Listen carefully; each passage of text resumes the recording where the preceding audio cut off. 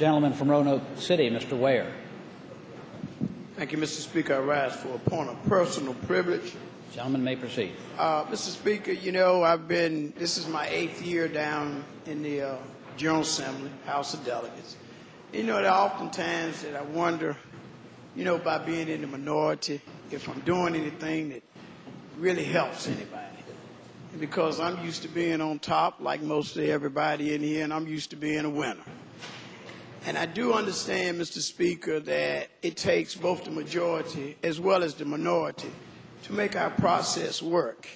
Most people don't understand that we come down here and we do 95 or even greater amount of our business based on nonpartisan basis. It's based on geography. And so, you know, I always remind myself that, you know, I am down here and I am getting something done, even if it's not measurable by my eyes. Other people may think so, others may not. But I had the experience this year, Mr. Speaker, with House Bill 1500. And what I wanted to say to the members here in the members here on the floor is that although that bill is not perfect, there are quite a few things that I don't like about it. But what I enjoyed this year about the bill and the process was this plainly. I felt like I was a member of the House Appropriations fully. I felt like when we went to subcommittee work groups, I had the opportunity to put forth my oppositions as well as my propositions on things that I liked and didn't like. And I at least left when I eventually voted for the bill. I felt like I was a participant. I felt like I played a part in it.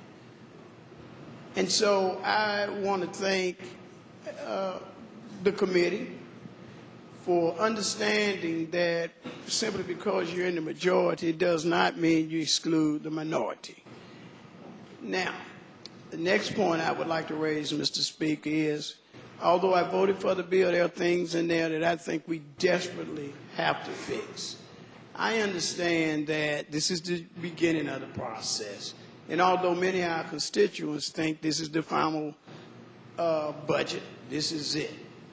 But I would encourage, in fact, plead and beg with the conferees, because we all know this budget will go into conference, that you not forget about community service agencies, agencies such as TAP, it serves community service block grants, the CET program, Project Discovery, and we all know our drug courts do work.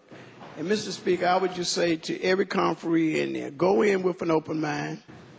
I know that it's not a partisan issue, but for every time you take a pen and you strike off somebody, it impacts them.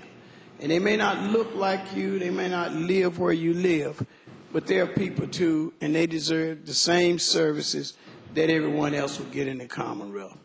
And so I do intend to vote for this budget, Mr. Speaker, House Bill 1500.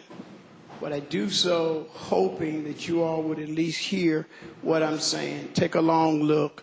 Save those people who don't have a voice up here. Save those people who, without these services, will be devastated. Thank you, Mr. Speaker. Thank you.